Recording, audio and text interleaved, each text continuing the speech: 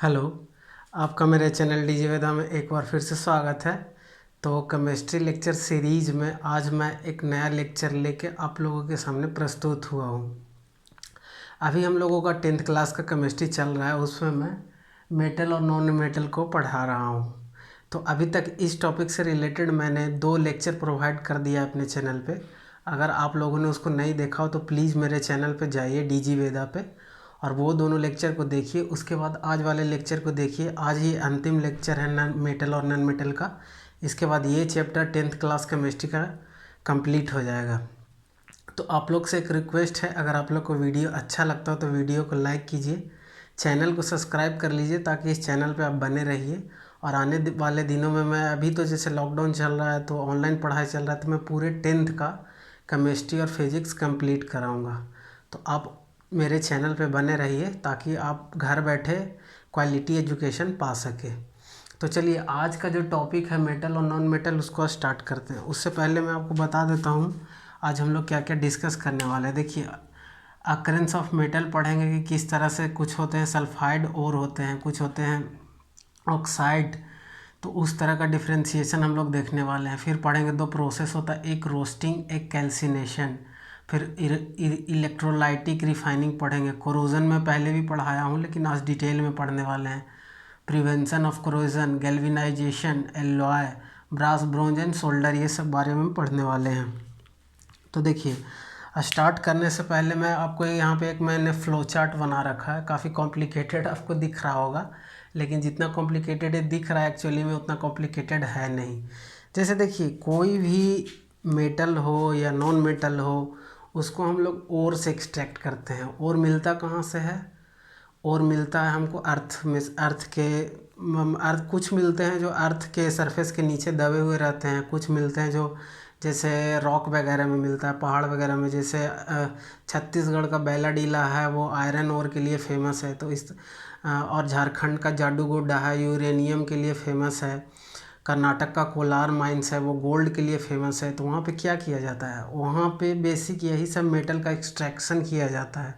क्योंकि अगर जैसे वेलाडीला से अगर लोहे का एक्सट्रैक्शन नहीं होगा तो फिर स्टील नहीं हम लोग, तो फिर हम लोग का घर कैसे बनेगा?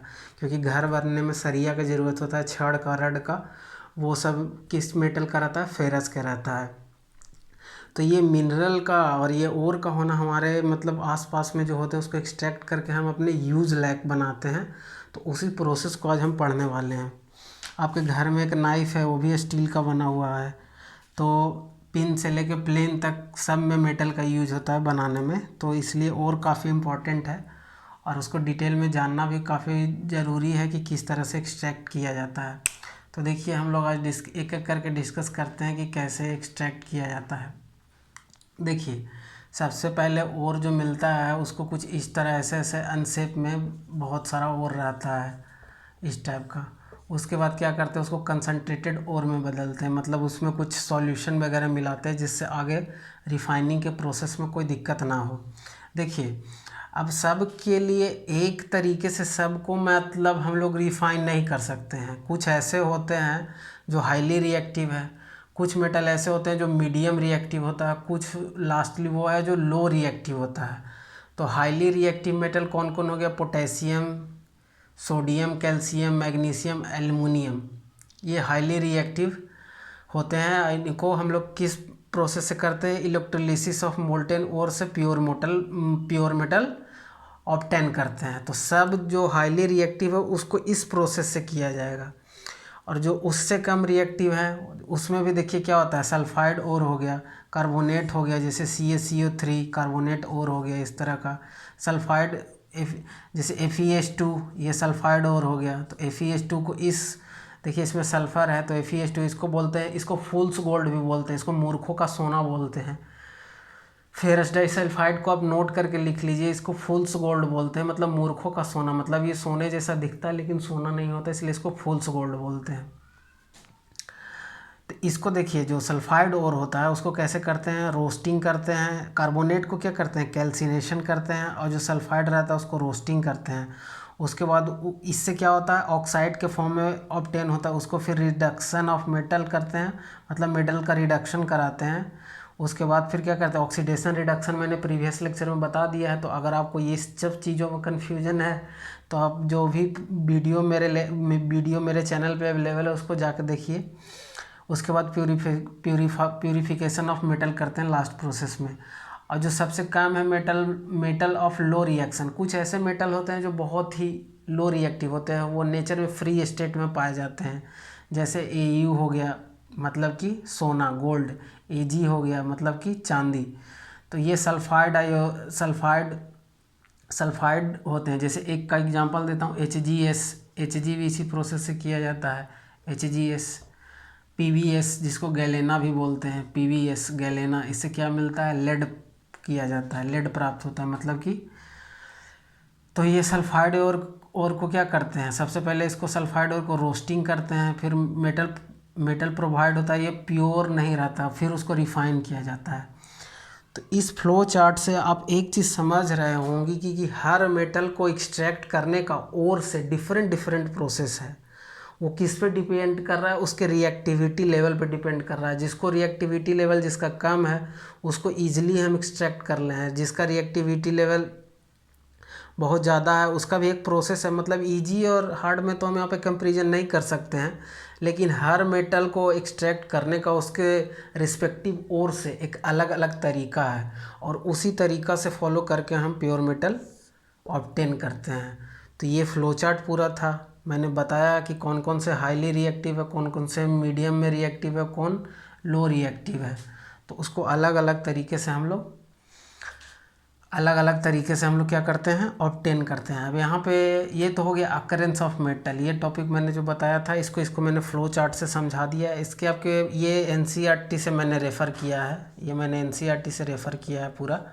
तो ये NCERT बेस्ड लेक्चर है ही, तो मैंने उससे रेफ़र किया है। अगर थोड़ा सा अभी भी आपको कन्फ्यूजन हो, याद रखने में थोड़ा परेशानी हो रहा हो, तो वहाँ पर जाकर बुक में आप 2-3 बार इसको अच्छे से और देखिएगा। जो मेरे को एक्सप्लेन इसमें करना था वो मैंने कर दिया है, बाकी जो और अभी करना है वो आगे करूँगा। तो देखिए अब यहाँ पे बात आती है, 2 प्रोसेस मैंने यहाँ पे लिख रखा, एक है रोस्टिंग, दूसरा है कैल्सिनेशन। तो चलिए उसके बारे में बात करते हैं। रोस्टिंग और कैल्सिनेशन के बारे में मैं इसको रफ करता हूँ ताकि हम अपना लेक्चर को आगे बढ़ा सकें। मेरे चैनल पे आप लोग बने रहिए। NCERT का मैं 10th का पूरा सिलेबस कंप्लीट कराऊंगा एक एक टॉपिक करके। उसके बाद फिर मैं इसका न्यूमेरिकल भी कराऊंगा। कोई भी आपको परेशानी आती है तो आप कमेंट बॉक्स में बताइए, मैं उसको सॉल्व करूंगा।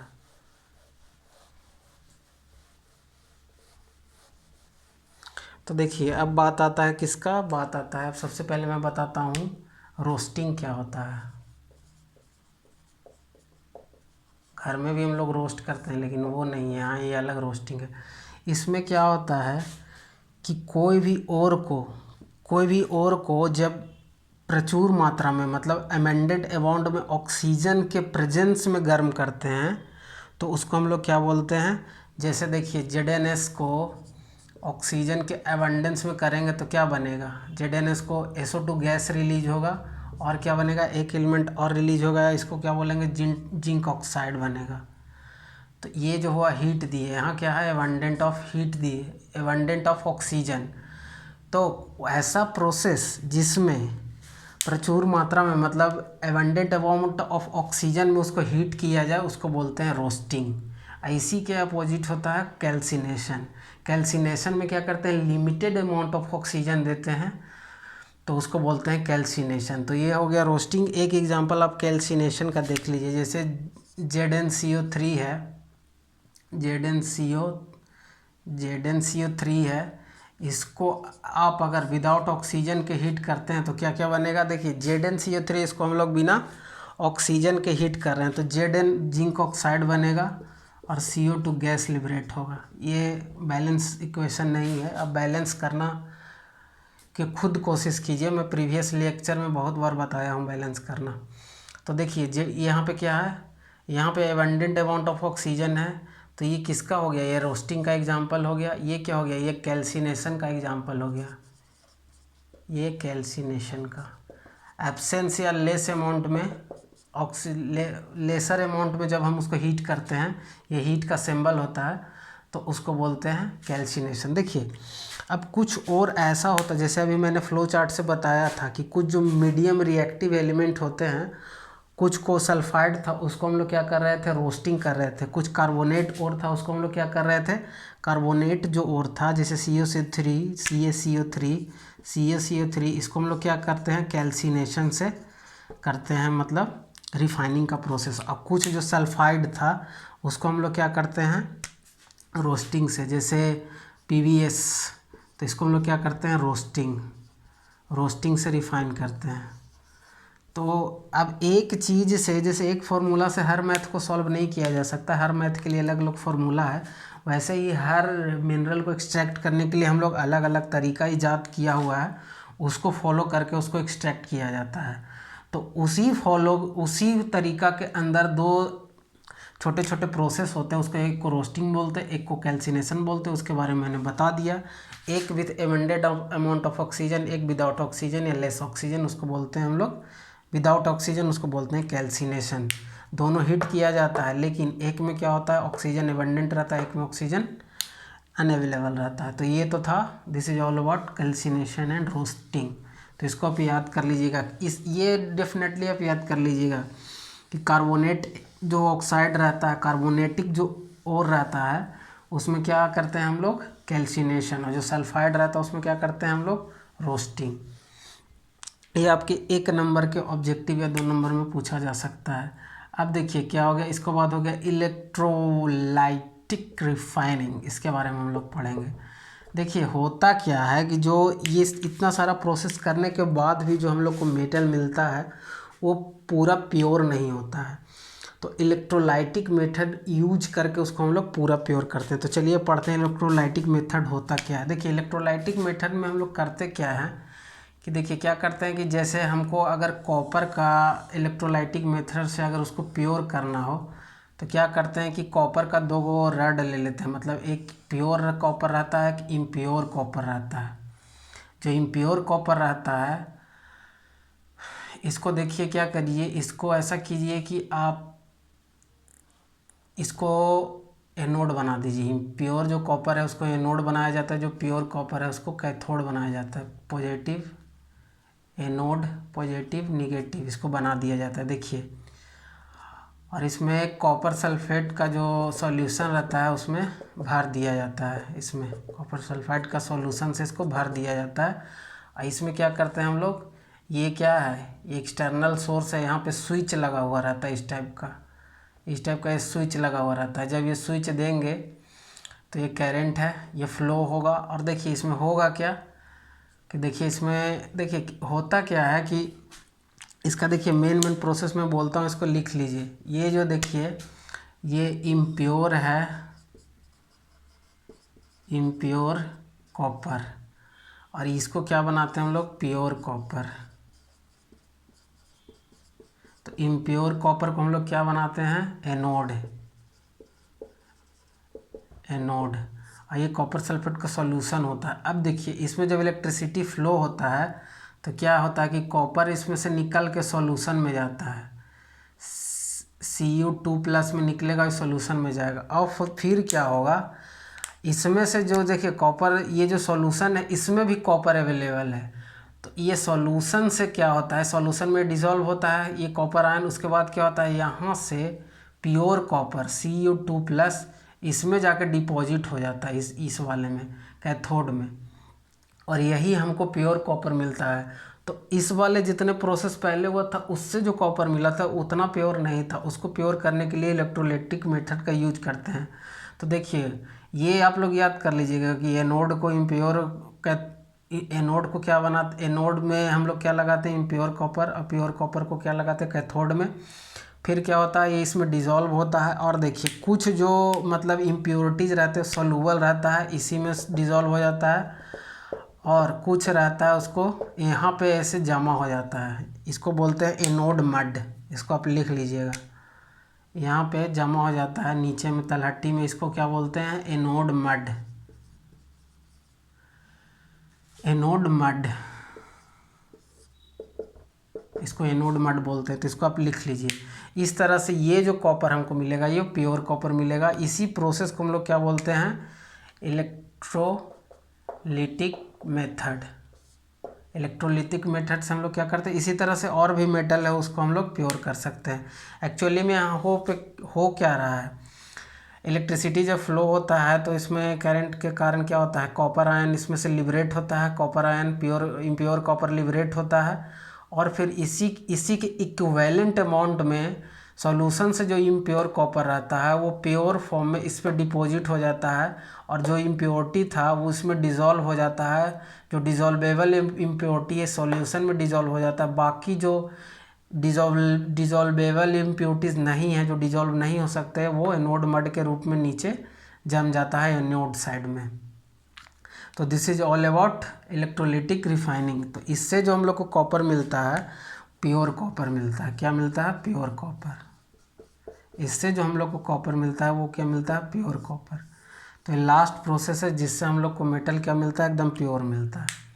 तो ये तो था इलेक्ट्रोलिटिक रिफाइनिंग। इसके बाद हम लोग अगले टॉपिक पे चलते हैं, वो पढ़ने वाले हैं हम लोग कोरोजन। इससे पहले भी मैं एक लेक्चर में कोरोजन के बारे में थोड़ा सा ब्रीफ में डिस्कस किया था 10th क्लास के केमिस्ट्री में ही, लेकिन आज थोड़ा सा उसको ज़्यादा हम लोग डिटेल में पढ़ने वाले हैं कि कोरोजन होता क्या है। देखिए कोरोजन क्या होता है, मैंने एकदम सिंपल भाषा में बताया था कि कोरोजन होता है जंग लगना। अगर आप समझते हैं तो उसी को कोरोजन बोलते हैं, लेकिन लोहे में तो सिंपली उसको बोल देते हैं कि जंग लग रहा है। लेकिन देखिए जैसे मैंने चांदी का एग्जांपल दिया था, कॉपर का एग्जांपल दिया था, तो वो सब भी जंग ही लग रहा है, लेकिन उसको क्या बोलते हैं? उसको जंग लगना जो टर्म है वो लोहे के लिए यूज होता है। और जो कॉपर के केस में होता है वो क्या बनाता है? Copper carbonate.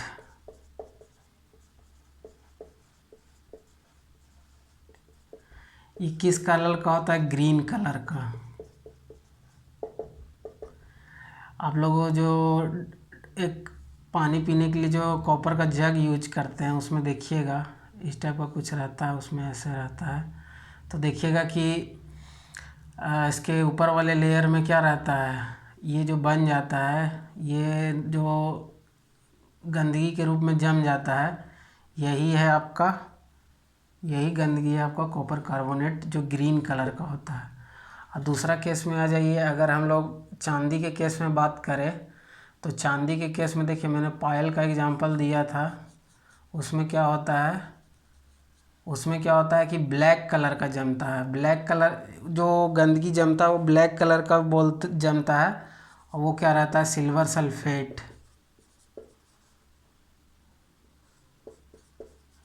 वो क्या रहता है? Silver sulphate. इसका कलर क्या रहता है? ब्लैक। और जंग लगना तो आप लोगों ने सब देखा ही है, वो तो ग्रे कलर का रहता है जो जंग लग जाता है। तो ये कॉपर के केस में ग्रीन होता है, चांदी के केस में ब्लैक होता है। और ये क्या होता है एक्चुअली में, होता क्या है, एटमॉस्फेयर से रिएक्ट कर कर के ये सब इम्प्योरिटी है इस पर डिपॉजिट हो जाता है। एक चीज़ और मैं आपको इंटरेस्टिंग बताता हूँ कि रस्टिंग, रस्टिंग यानी जंग लगना किस में होता है? फेरस में होता है, लोहे में। रस्टिंग के कारण जो वेट है आयरन का वो बढ़ जाता है। वेट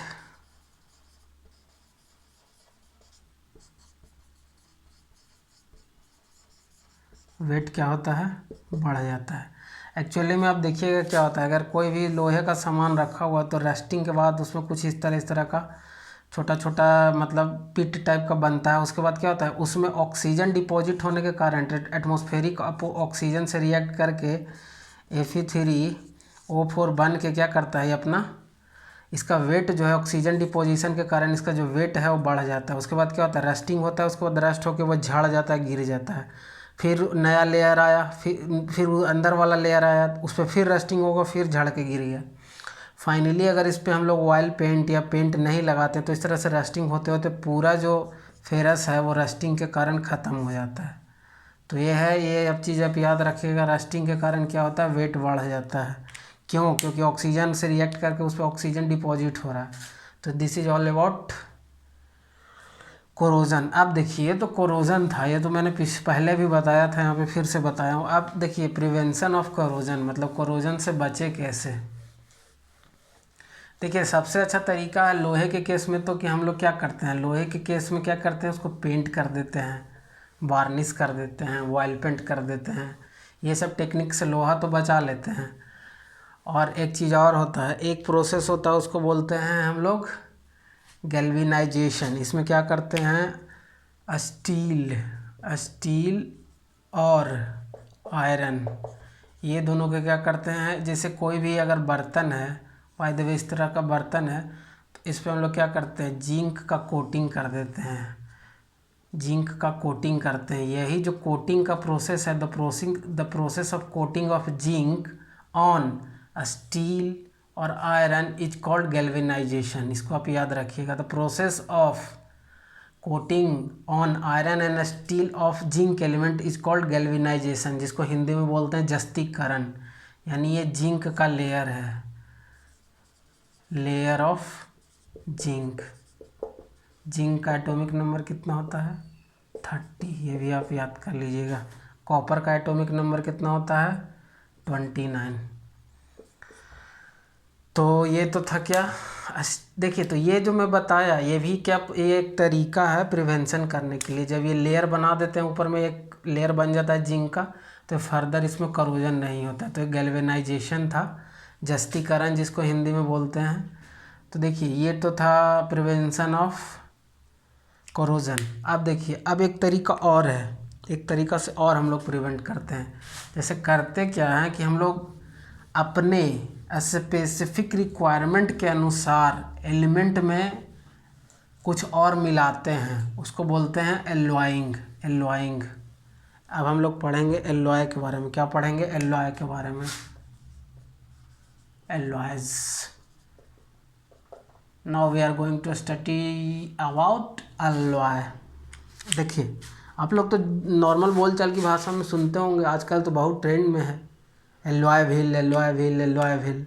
तो एक्चुअली में वो रहता क्या है, वो क्रोमियम उसमें मिलाया जाता है, कार्बन मिलाया जाता है। क्रोमियम किस लिए मिलाया जाता है, आप लोगों ने 4 व्हीलर का देखा होगा, जो महंगे महंगे कार आते हैं उनका 4 व्हीलर का जो रिम होता है, जो एलॉय व्हील होता है जिसको हम लोग बोलते हैं, वो काफ़ी चमकीला होता है। तो उसमें वो क्रोमियम का कोटिंग रहता है, जिस कारण से वो उसमें रस्टिंग नहीं होता है और लंबे समय तक सस्टेन करता है।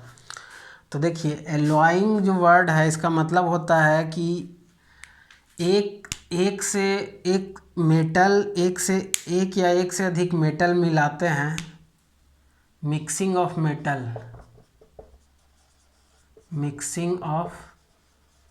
मेटल वन और मोर। मेटल भी हो सकता है और नॉन मेटल भी हो सकता है। जैसे सबसे अच्छा एलॉइंग का एग्जांपल मैं बताऊं तो ये देखिए, हो गया ब्रास किस चीज़ का एलॉय होता है, कॉपर प्लस जिंक का। ब्रोंज, ये क्या होता है, कॉपर प्लस टीन का।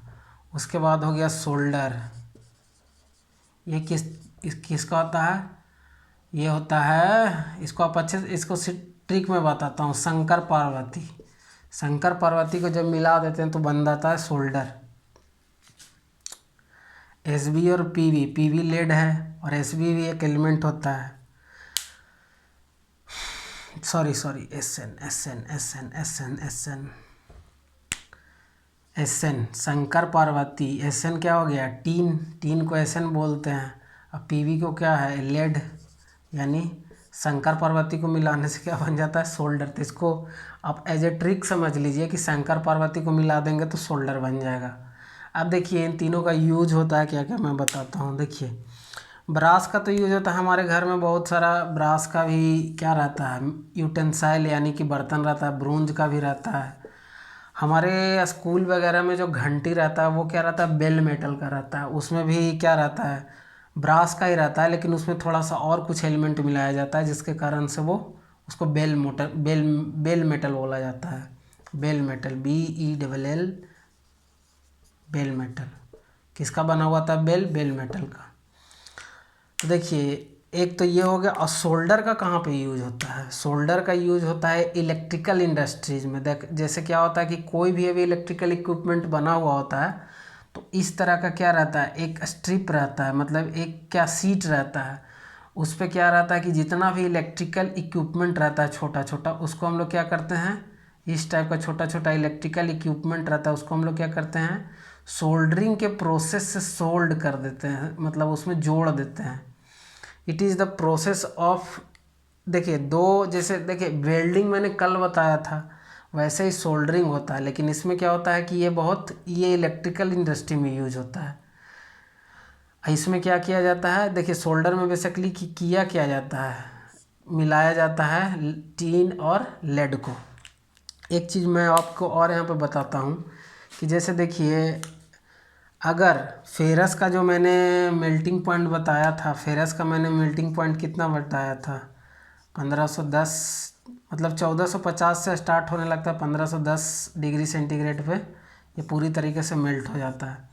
लेकिन जैसे देखिए, अगर आप टीन का जो मेल्टिंग पॉइंट होता है वो अप्रॉक्स 150 डिग्री सेंटीग्रेड होता है, और इसका जो होता है 180 डिग्री सेंटीग्रेड होता है। लेकिन जब ये दोनों को मिक्स कर दीजिएगा तो ये जो लेड सोल्डर बनेगा, इसका अप्रॉक्स 120 या 130 के आसपास मेल्टिंग पॉइंट डिग्री सेंटीग्रेड होता है। तो यहाँ पे आप इंटरेस्टिंग चीज़ देख रहे होंगे कि दोनों का मेल्टिंग पॉइंट इससे ज़्यादा है, लेकिन जब दोनों को मिला दिए तो मेल्टिंग पॉइंट कम हो गया। तो एलॉय हम लोग इसीलिए करते हैं क्योंकि एलॉय करने से डिफिनिट प्रॉपर्टी, कुछ जो हम लोग का रिक्वायरमेंट रहता है उस अनुसार से उसमें चेंजेज आ जाता है। ऐसे अगर एलॉय नहीं बनाते तो वो दोनों का मेल्टिंग पॉइंट काफ़ी हाई होता है। और सोल्डरिंग में करते क्या है, सोल्डरिंग एक तरह से क्या होता है, सोल्डरिंग वायर होता है, इस टाइप का वायर बना हुआ रहता है, उसका हम लोग यूज करते हैं। एक सोल्डरिंग करने वाला एक सोल्डरिंग आयरन आता है, उससे हम लोग सोल्ड करते हैं इलेक्ट्रिकल। वो सब आप लोग को नहीं जानना है तो वो सब मैं डिटेल में नहीं बता रहा हूँ, बस इतना आप जानिए कि एलॉइंग करके हम लोग अपना जो स्पेसिफिक प्रॉपर्टी को गेन करते हैं, मतलब जो हम लोग जिस टाइप का प्रॉपर्टी चाहिए उस टाइप के प्रॉपर्टी के लिए हम लोग क्या करते हैं, एलॉइंग का यूज करते हैं। एलॉइंग क्या होता है, दो या दो से अधिक मेटल और नॉन मेटल के मिलने से जो कंपाउंड बनता है उसको क्या बोलते हैं, एलॉय बोलते हैं। मिक्सिंग ऑफ वन और मोर देन वन, मतलब 1 और 2 लिख दीजिए सीधा सीधी, 1 और 2, 1 और 2 मेटल और नॉन मेटल को मिलाने से जो बनता है उसको हम लोग क्या बोलते हैं, एलॉय बोलते हैं। एलॉय का डिफरेंट यूज होता है। जैसे आपके घर में कुकर भी है, तो कुकर भी बना हुआ है, सिर्फ एल्युमिनियम का नहीं है, उसमें थोड़ा सा और कुछ मिलाया गया है। जैसे आपके घर में चाकू है, वो स्टेनलेस स्टील का बना हुआ होता है। ऐसे जो आयरन होता है वो बहुत ही इतना सॉफ्ट हो, आयरन जो होता है वो इतना स्ट्रांग नहीं होता है कि वो लंबे समय तक काटने के काम में आए। तो उसमें हम लोग क्या मिला देते हैं, कार्बन। कितने मात्रा में कार्बन मिलाते हैं, तो वो भी आप देख लीजिए, 0.05% मात्रा में कार्बन मिलाते हैं। स्टील में कार्बन इतना परसेंटेज में मिलाते हैं। अगर 1 kg स्टील है तो सोच लीजिए कितना परसेंट कार्बन होगा, उस हिसाब से 1 kg अगर आयरन है तो उसमें इतना परसेंट कार्बन मिलाया जाता है, क्रोमियम भी मिलाया जाता है। तो इस तरह से हम लोग देख रहे हैं कि अपने रिक्वायरमेंट के अनुसार से हम लोग एलॉइंग कर रहे हैं। एलॉइंग करने से क्या होता है, जो पेरेंट मटेरियल होता है, जो पेरेंट मेटल होता है, उससे एक अलग प्रॉपर्टी का मटेरियल बन के हम लोग को मिलता है, जो हम लोग अपने जीवन में जिसको हम लोग यूज करते हैं। ये तो यहाँ तक बात हो गया। अब देखिए, अब एक चीज़ मैं आपको और बताता हूँ। आप लोग अगर दिल्ली घूमने गए होंगे तो वहाँ पे कुतुब मीनार है, उसमें देखे होंगे कि अभी तक रस्टिंग नहीं हुआ है। वो इसलिए नहीं हुआ है कि वो राउट आयरन का बना हुआ है, ढलवा लोहा का बना हुआ है। उसके ऊपर क्या हुआ है, ऑक्सीजन से रिएक्ट करके एक प्रोटेक्टिव फिल्म बन गया है, इसी कारण से उसमें फर्दर रस्टिंग नहीं होता है। और उसमें क्या था कि एक बार और रिसर्च करके पता लगाया गया था कि उसमें सल्फ़र कंटेंट थोड़ा सा अधिक है, जिस कारण से उसमें अभी तक दिल्ली में जो है कुतुब मीनार के अहाते में जो लौह स्तंभ बना हुआ है वहाँ पे उसमें रस्टिंग नहीं होता है। कुतुब मीनार के अहाते में जो लौह स्तंभ बना हुआ है उसमें रस्टिंग नहीं होता। एक चीज़ मैं और आपको बताता हूँ, जैसे देखिए, जो प्योर गोल्ड होता है उससे आप ज्वेलरी नहीं बना सकते, ये आप बहुत अच्छे से अपने दिमाग में बैठा लीजिए। प्योर गोल्ड का आप ज्वेलरी नहीं बना सकते, ना बनेगा, नहीं तो आप पहनिएगा कहाँ से। तो प्योर गोल्ड जो होता है उसको क्या बोलते हैं, 24 कैरेट का जो गोल्ड होता है उसको बोलते हैं प्योर गोल्ड। Pure gold. लेकिन इससे आप ज्वेलरी नहीं बना सकते, इसमें या तो कॉपर मिलाते हैं या तो चांदी मिलाते हैं। कितना मिलाते हैं? 2%। तो क्या हो जाएगा, 2% मिलाते हैं। उसके बाद मतलब 2 कैरेट इसका कम कर देते हैं। मतलब अब इसमें दो, जैसे कैरेट का मतलब क्या होता है, एक तरह से देखिए, अगर आप डायमंड को भी कैरेट में डिफाइन किया जाता है, लेकिन वहाँ पे आप 1 कैरेट बोलिएगा तो वो वज़न को इंडिकेट करता है, मतलब वज़न भार को इंडिकेट करता है। लेकिन गोल्ड के केस में जो कैरेट होता है ये प्योरिटी को बताता है। ये आप बहुत अच्छे से अपने दिमाग में बैठा लीजिए, बहुत इंपॉर्टेंट है। डायमंड के केस में अगर आप कैरेट बोलिएगा तो 1 कैरेट का मतलब होता है 0.02 ग्राम के इक्विवेलेंट होता है। लेकिन अगर आप गोल्ड के केस में कैरेट वर्ड यूज कर रहे हैं तो इसमें क्या होता है, इसमें प्योरिटी बताता है। तो जो 24 कैरेट का गोल्ड होता है वो सबसे प्योर होता है, लेकिन उसको फिर हम लोग 22 कैरेट का बनाते हैं, 22 कैरेट का बनाते हैं। एक चीज़ और आपको मैं बता देता हूँ, अगर आपको सोने का अंगूठी बनाना हो और उसमें आपका बहुत चाह हो, बहुत इच्छा हो, इरादा हो, अरमान हो कि हम उसमें डायमंड लगाएं, डायमंड रिंग बनाएं विथ गोल्ड, विथ गोल्ड, तो क्या होगा, इसको 24 कैरेट में अगर आप बनाइएगा तो ये पॉसिबल ही नहीं है, ये नहीं बनेगा। 22 कैरेट में भी नहीं है। इसको ऑलमोस्ट सोनार से पूछिएगा वो 18 कैरेट में बनाता है, क्योंकि जैसे डायमंड को जो होल्ड करने के लिए जो स्ट्रेंथ चाहिए, हार्डनेस चाहिए, उसमें 18 कैरेट 18 कैरेट गोल्ड होना चाहिए, तब जाके बाकी का जो रिमेनिंग पोर्शन है उसमें कॉपर मिलाया जाता है, तब जाके वो आपको क्या करेगा, डायमंड को होल्ड करके रख सकता है। अदरवाइज अगर आप बोलिएगा कि नहीं हमको 22 में बना के दे दो, ठीक है वो बना को दे देगा, लेकिन क्या होता है देखते होगे कि जब डायमंड का बनता है तो कुछ इस तरह का ग्रूव बना हुआ रहता है, उसमें होल्ड करने के लिए अलग तरीक़े से ऐसे ऐसे करके उसको होल्ड करा देते हैं अंगूठी में।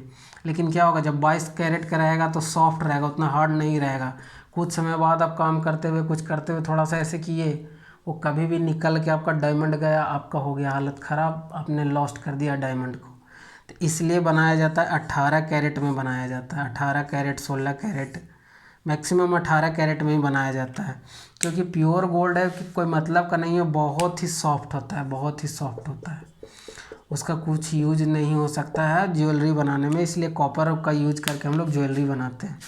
तो ये भी एक एलॉइंग ही तो है, एलॉय ही तो बना रहे हैं। तो ये मैं एलॉय का इतना देर से बता रहा था, एलॉय बनाते क्यों हैं उसको मैंने प्रैक्टिकली समझाया है कि हमारा जो ज़रूरत है उस हिसाब से हम लोग जो एलिमेंट मेटल होता है उसको मैनिपुलेट करते हैं, उसमें एक तरह से आप बोल सकते हैं कि इसको मिक्स करके एक नया प्रॉपर्टी निकलता है जिसको हम लोग यूज करते हैं। एलॉय व्हील हो गया, स्टेनलेस स्टील हो गया, तो सब में अलग अलग तरीके से किया जाता है। जैसे चांदी है तो चांदी में भी किया जाता है, फुल्स गोल्ड जैसे मैंने आपको बताया था। एक चीज़ और याद कर लीजिएगा, Fe2 को फुल्स गोल्ड बोला जाता है, मूर्खों का सोना, क्योंकि ये सोना जैसा दिखता है लेकिन सोना होता नहीं है।